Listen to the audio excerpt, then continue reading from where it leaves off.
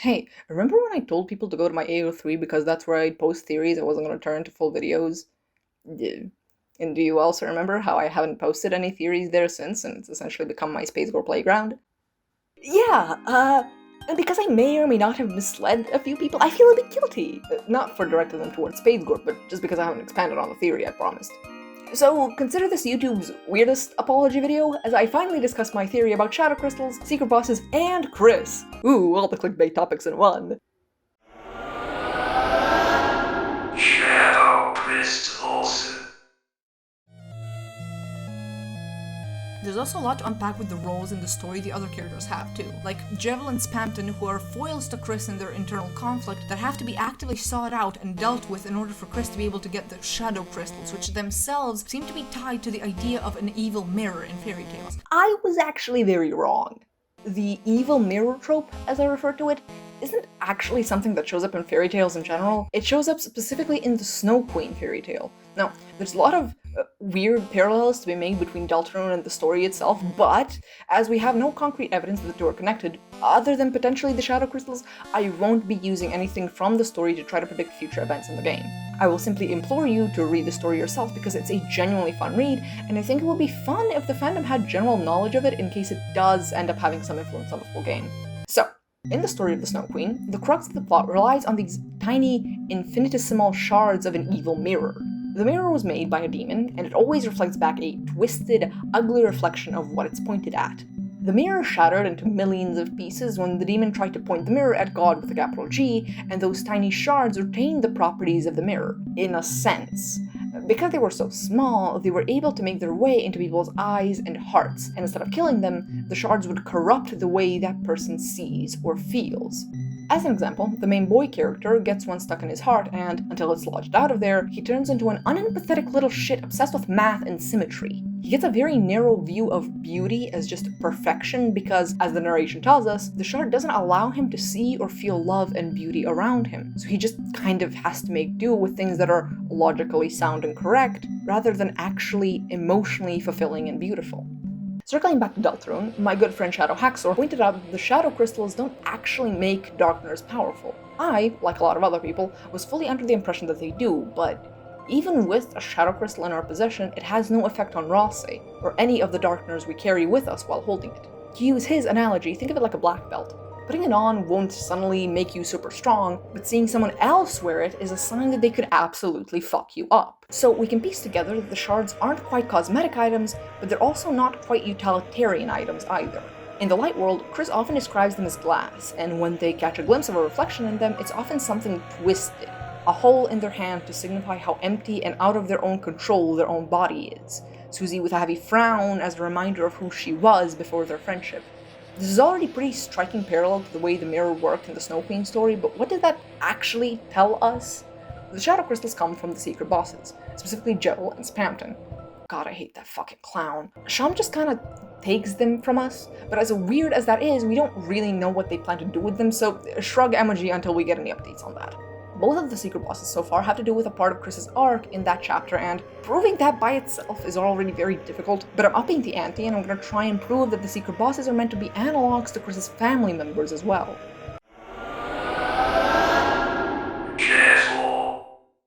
Jevil used to be a jester, and alongside the court mage, one of the most powerful spellcasters in Card Kingdom. He went mad one day when a mysterious man showed up and started whispering odd truths to him. Learning more and more than he could handle, Jevil became more and more chaotic until the kings ordered he be imprisoned for his crimes. The only person capable of doing that was his own partner in the court, by beating him at his own game.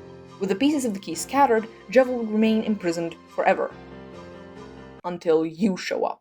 As Matt pointed out in his kind of awful Deltarune theory, Jevil seems to represent a kind of childlike limitless potential. But what's more important is that he more closely resembles Kris's self-isolation.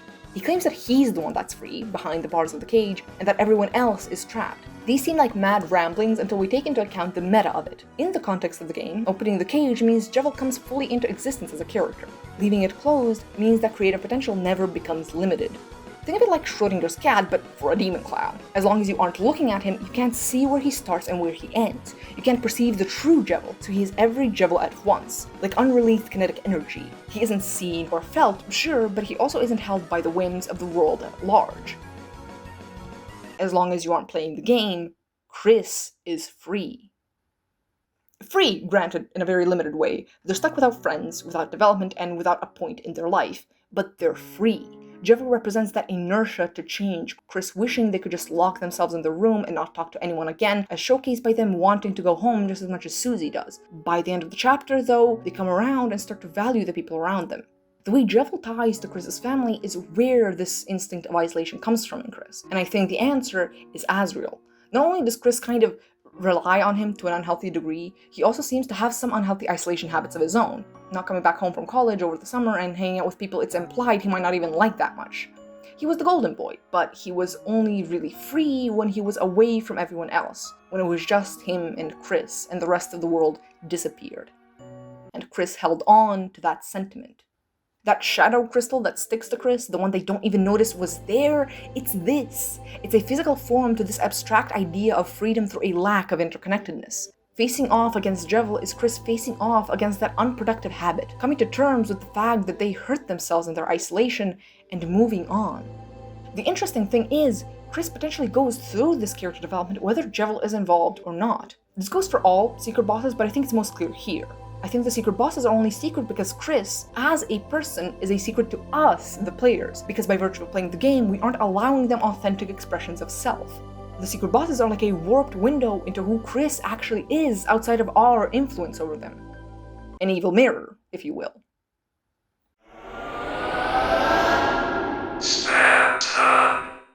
Now, I'm going to politely ask you to leave all your fanon about this bastard at the door. Spamton is an exploitative, lying bastard who took advantage of a confused and frightened teenager to further his own goals, then tried to kill them when he realized he could gain something from it. The reason your soul turns yellow when you fight him is because there is justice to be served to this lying, backstabbing capitalist. All he cares about is success and reaching the top, not who he has to crush on the way, and him wounding up in a dumpster is just karmic punishment in my opinion. No, he does not actually care for Kris until after the battle. No, he is not in the right at any point in his story, and no, he is not a misunderstood martyr. The fact that the Phantom even has this perception of him shows how good of a liar he is, because he managed to convince Kris, and he even managed to convince you. I need to take off my headphones. The way he acts and the things he says are genuinely pitiful. Sympathizing isn't hard, but it's also followed by red flags. He makes himself out to be extremely small when, in reality, he's anything but. He was in control the entire time him and Kris were having their exchanges, and even if he is a puppet on a string to someone out there, that somebody is not controlling him in the same way that we are controlling Kris. Yet he makes it out to be as if it's just as bad, if not worse. He has a victim complex, is what I'm saying.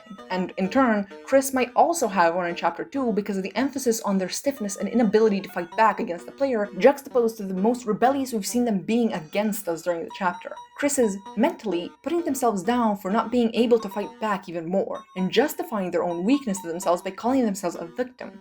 They're here in this shitty situation, but it's not their fault, and they'll keep denying it and fighting it and never really accept that they're suffering for what it is, because doing so would require acknowledging that the good days are long, long gone.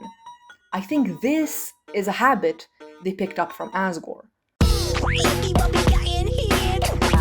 can't believe what I'm seeing.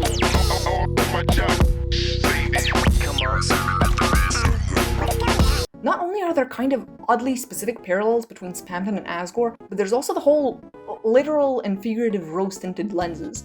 Spamton doesn't want to accept his glory days are over, and Kris doesn't want to accept their childhood is over, and Asgore doesn't want to accept that his marriage is over. And through all this denial, every single one of them is hurting themselves and the people around them in the process. It also might explain why Kris is trusting of Spamton even after he yelled at them, attacked them, and is acting shady without remorse. His financial situation and mentality about the past probably reminds them of Asgore, like, a lot. The fact that Spamton takes advantage of that is really, really gross to me, and I still don't understand why people like him so fucking much, oh my god. But it also shows how Kris overcame this unhealthy obsession with nostalgia by the end of the chapter, because only after the Dark World do we get a scene where Asgore's worst habits are shown in the ugliest and most awkward light possible. He makes his ex very clearly uncomfortable, he manages to make Sans, of all people, visibly recoil in embarrassment, and without his knowledge, Kris and Susie are there to witness it all on the sidelines. Not just embarrassing Kris, but putting them on the spot with their friend. Susie, thankfully, has the social awareness to not pester Kris about what just happened, but it's clear she has questions. or at the very least concerns. And it's not impossible to imagine Kris gets a lot of awkward questions about all of this, or at the very least used to.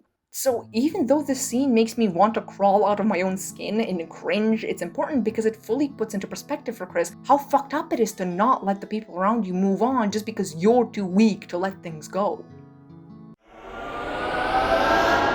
Predictions. Oh god, I don't want to turn into a Deltarune predictions guy. So, based on everything I laid out, I have a few actual predictions about the later chapters. If these don't come true, I will put on my clown wig and honky nose, but for now, indulge me. I think the third chapter's secret boss will focus on a sort of savior complex Kris might be developing. Someone who wants to help, constantly at the expense of themselves. Something that Toriel also shares as a character trait. Someone who wants to help and be there, but in a very ineffective way.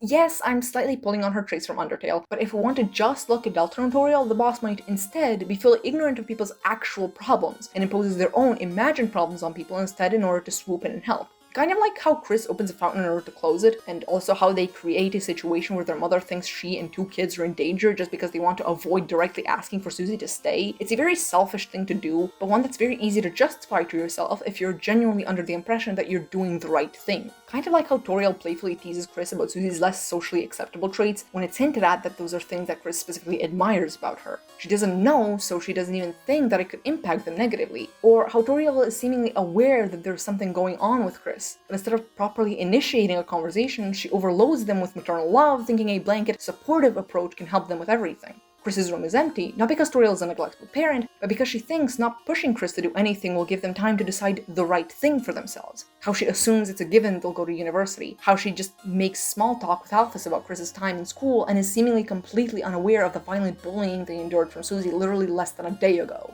The theoretical third chapter boss would be someone so well-meaning it's kind of dizzying to make sense of their shittier choices. Someone who's nice, but confusing and overbearing, but where they differ from Kris and Toriel is that they might be doing all of the right things because they want the spotlight on themselves, rather than any actual intention to help the people around them like Kris and Toriel have. The secret boss would also be female to go along with Toriel's parallel, and hey, would you look at that, I made an OC based on all this criteria. Chapter 4 then would feature a secret boss that's parallel to Kris, and only Kris. This might be a stretch, but hear me out. I think it's gonna be Sham. They canonically don't have gendered pronouns, my bad, and are holding on to the shadow crystals for Kris. Sham is also someone resigned to their fate and completely complacent in corruption and the end of the world because they don't have any hope left that they can fight against it, specifically when it pertains to Jevil.